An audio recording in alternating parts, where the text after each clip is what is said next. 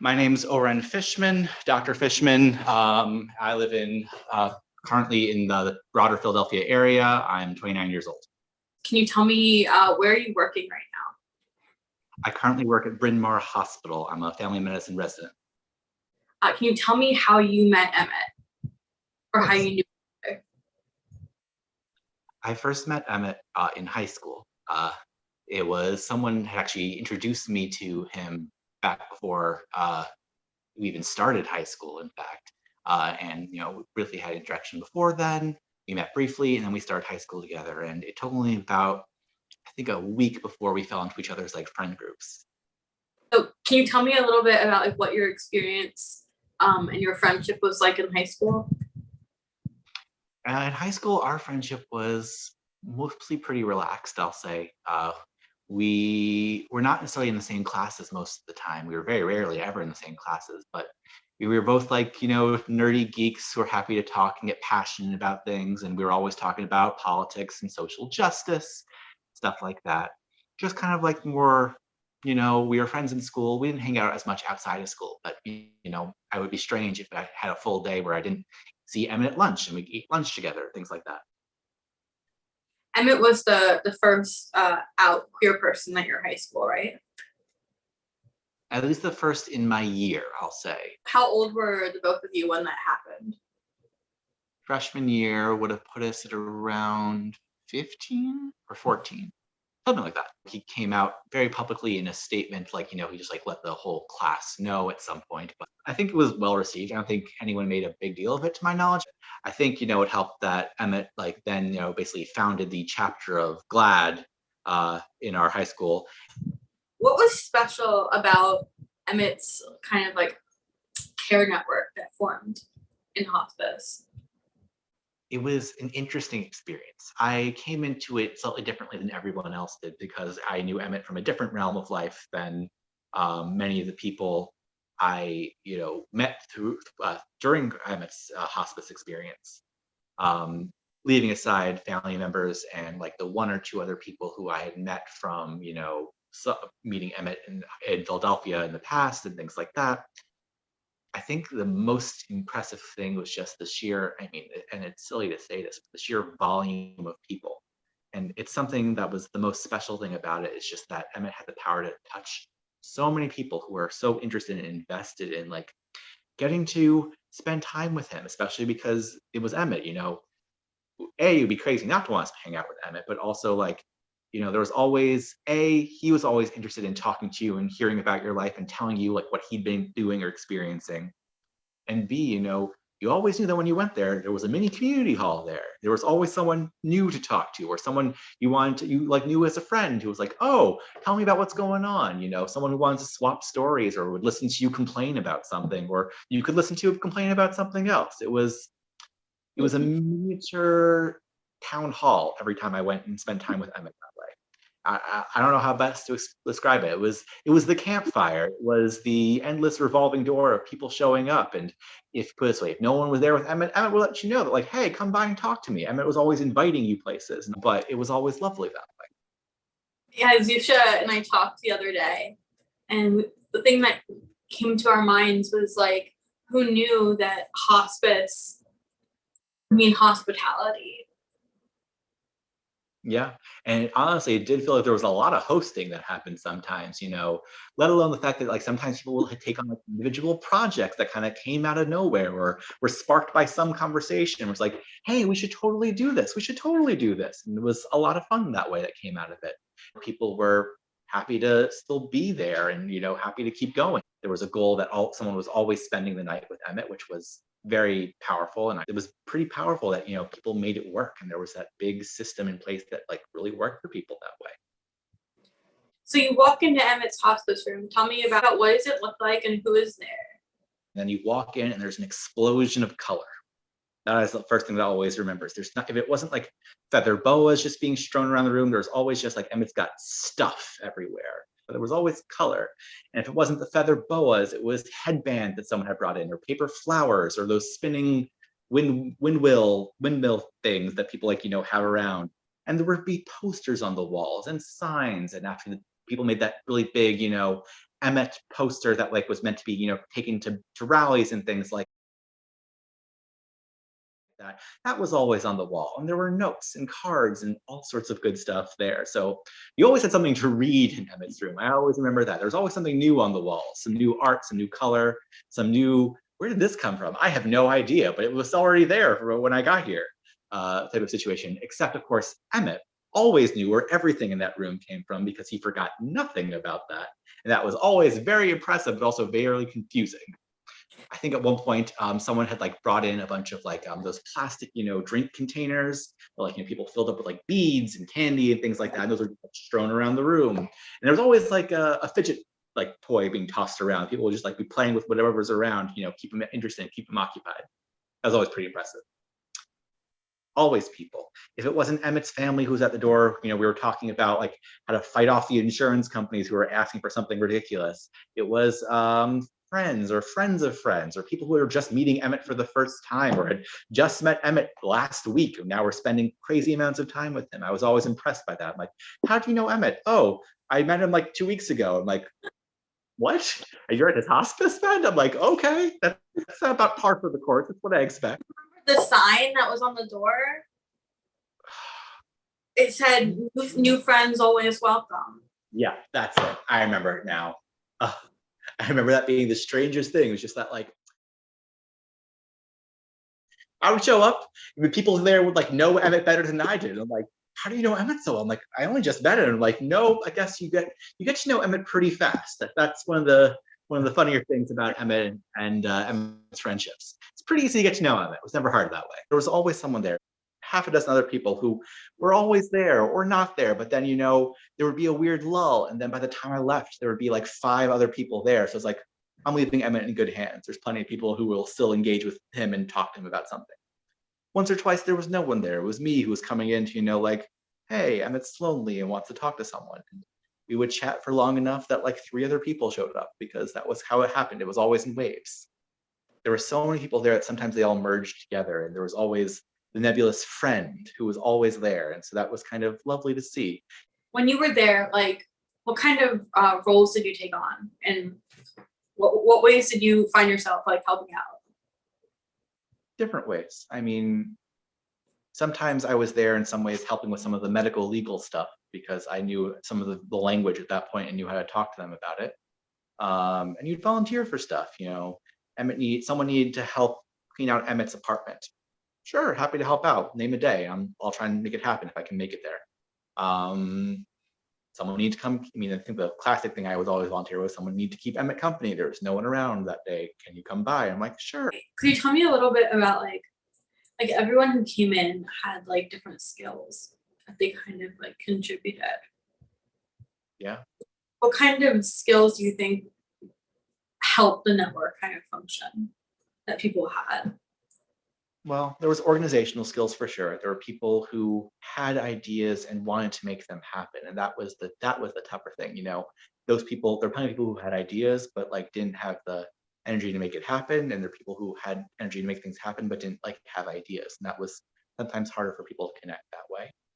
But that's like the most basic sense. But there was lots of artists who were around there. I always remember people like trying to be drawing or up art around everywhere, and when I say that the reason I remember that room besides had Emet in it was also because of color. I'm not joking. I mean, like, there's always something new that was going up on the walls, or someone had like done a project with a few friends, and now there was a bunch of cards there, or people were trying to arrange to have someone from My Chemical Romance come and meet Emet somehow, or the Make-A-Wish thing was tried to be made happen. I'm still not entirely sure what happened with that at the end of the day. There was always like a plan in mind, which I was very impressed by. But that besides the people who were like planning, there were also like the people who were just there. I mean, not in the sense of like, but like in the sense of people who were just there to be there. And that was important too, in a different way, like the mindfulness aspect of it. And I don't always love the phrase mindfulness, but I mean in the sense that there were people who were there not with like an agenda in mind, but there are people who were there just, they want to spend a little time with Emet that day. It would cheer them up, or it would boost them, or it might not. Sometimes it was hard to see your friend that way, but there were people who were consciously there, and for that reason. And then what sprang from that afterwards was that you met people who were also there for that reason. What about like in terms of kind of like ritual in Jewish life? What kind of skills do you think it was useful that people had? From a Jewish perspective or from a ritual perspective? Both. Like I think it was important that there were like rabbis and rabbinical students who were like very active helping out. Like I think there was like an element of like that there were people with skill like training in like ritual and training in like chaplaincy and palliative care. I think that was very valuable. I mean, there were definitely a lot of things were based by people who were working at the rabbinical school, or people who, were coming through and were always happy to spend time there as a result of it. But I mean, aside from like the bigger events that happened, of course, the big one that we're all thinking about, of course, is the Living Wake, which I've never been to since, and have not been. It was still one of the more strange things, but also more powerful things that happened. But I think it was helpful in that regard that there were enough people who like. I think when you have rabbinical skills, you hopefully develop like the skills to organize and plan, and also know how to include other people that way. Incorporation of like different aspects and having a religious and ritual basis around which to plan something is like a nice leaping off point that way. I think it was like important to have like that element of like ritual given of like it was like hospice. I think it was like it helped to have people who knew how to do like the rituals to kind of help walk people through like the rituals around grief. Yeah, and there definitely were widely different levels of Jewish knowledge around the room. People who came from different religious walks of life, or had some people who were not Jewish at all, some people who were Jewish but didn't really know anything, or people who knew lots of things and were happy to share it that way. And it was helpful in some ways. And I came from the perspective of someone who like knows what palliative care was. I mean, I was in medical school. I have the background in understanding what was going on that way. What about like kind of role of having like organizers on the space? Like it was helpful in a lot of regards to have someone who like could organize like both the bigger things and also the smaller things, making sure that there was someone always with Emet that way was pretty powerful. And also like, setting up like the bigger, like, communicating, coordinating some of the bigger stuff was helpful that way too. What was the presence like of like other disabled folks in the room? Very present. I mean, if it wasn't someone coming from one of the various groups that Emet had gotten involved in, it was someone's friend who had just met from one thing or another. And there were always people who were needing accommodations, or wheelchairs, or people who weren't sure they could make it, but somehow still managed to make it. I mean, it helped that the first place was a place that there was an elevator, and it was easier that way for people to both make time, but also like make awareness and make space. And there was always, I remember always doing a shuffle of chairs around. There was always so many things in that room, and that stuff had to get moved around to make sure there were enough places for folding chairs. But it was definitely made clear that this was a space that was welcomed people from any walk of life regarding what accommodation needed to be made. That was true. But I'm trying to remember if any particular thing was done other than making sure that there was also for people who were like had trouble with either with speaking or with expressing themselves one way, there was also deliberate space for them too. I think that was more impressive. And that one, I'm still not entirely sure how that came about. And it didn't always work perfectly, but there was always a space for people to speak in a way that was not always necessarily received by everyone else out there, but there was always a space for you to speak. There were definitely many people who had some sort of, difficulty or disability, or however you'd like to frame it, who were heavily involved in making things happen. I think that was pretty important that they were part of it, as they understood in some ways both the people who Emet wanted to see, but also made sure that people who wanted to see Emet could make it happen. What lesson do you think Emet would like want to leave us with about disability and chronic illness? I think Emet would want us to remember that it's always a fight in that regard. It's not something you put down. It's something that you have to keep going with and keep pushing forward for, because it's never a fight that's won. It's always a fight that you have to, keep going that way. And you want it to be a fight that would be over and it would be easy for everyone to always get anywhere. And there should be equity, not equality that way.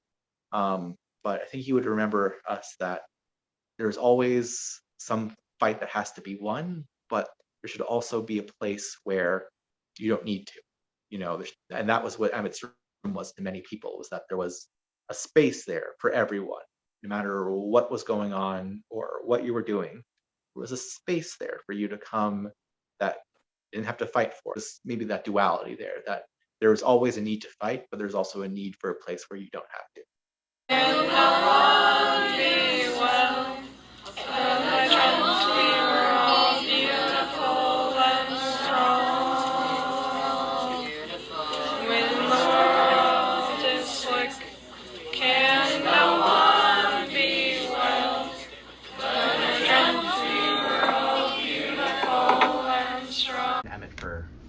I tried to do the math and it didn't work out well for me because I can't do math anymore. But I've met Emet, and I remember the day I met Emet was actually before our first day of high school. I walked into this orientation meeting knowing absolutely no one in the room. I just switched schools because of one reason or another, and this amazing person just walks up to me and starts making conversation like no one's business. I have never met this person in my life, and I know no one else in the room, and I've made my first friend in Heschel in like 2 minutes.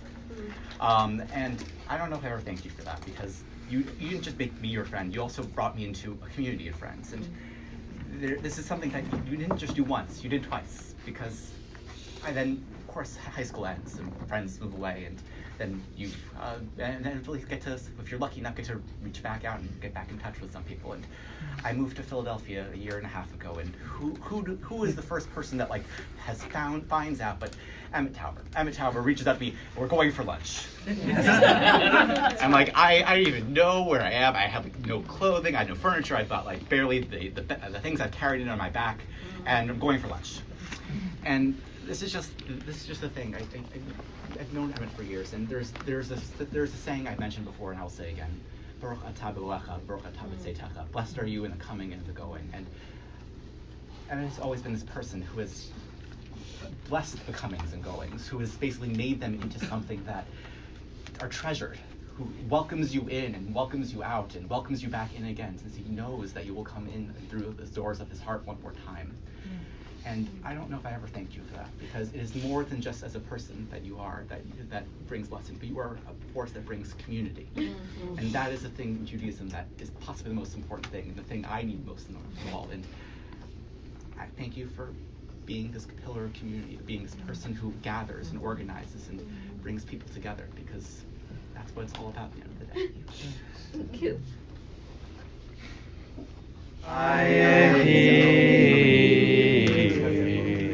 Yeshua, Ozi, Bezimradia, Ayahi, Yeshua, Ozi, Bezimradia,